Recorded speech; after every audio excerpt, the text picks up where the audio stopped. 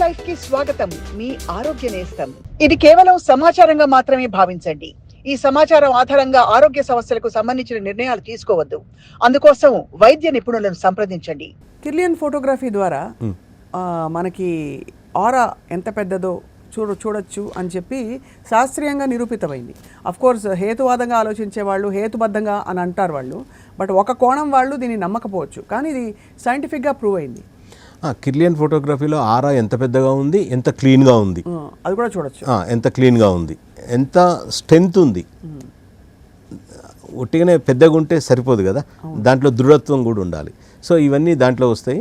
ఇంకా మీరు అన్నది అంటే ఎవరైనా సరే ఒక సబ్జెక్టు నేర్చుకొని తెలుసుకొని అది పని చేయటం లేదు అని విమర్శ చేస్తే అది సద్విమర్శ నా దృష్టిలో. ఎవరైనా సరే, మీరైనా నేనైనా.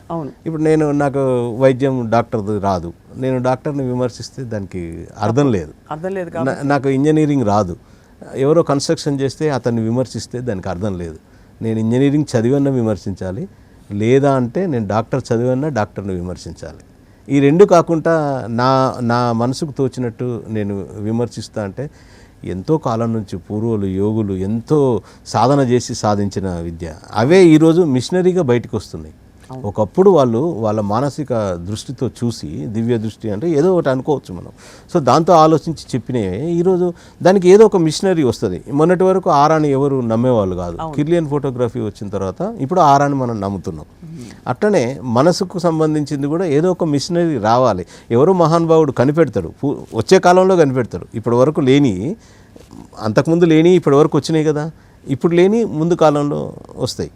ఫర్ ఎగ్జాంపుల్ ఇప్పుడు ఇక్కడ ఈ గోడ బయట ఏదో ఒకటి ఉన్నది, గోడ అవతల ఉన్న అతను చూశాడు, లేదంటే ఒక 100 మీటర్స్ మన కంటి పరిధి ఉంది, చూసే పరిధి 100 మీటర్స్ వరకు మనం చూడగలుగుతున్నాం, ఏముందో నమ్మగలుగుతున్నాం.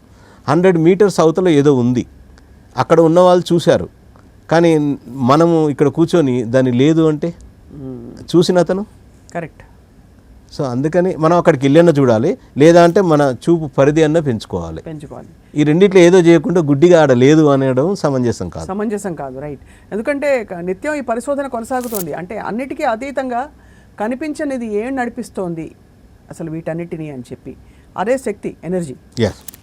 ఇది కేవలం సమాచారంగా మాత్రమే భావించండి. ఈ సమాచారం ఆధారంగా ఆరోగ్య సమస్యలకు సంబంధించిన నిర్ణయాలు తీసుకోవద్దు. అందుకోసం వైద్య నిపుణులను సంప్రదించండి.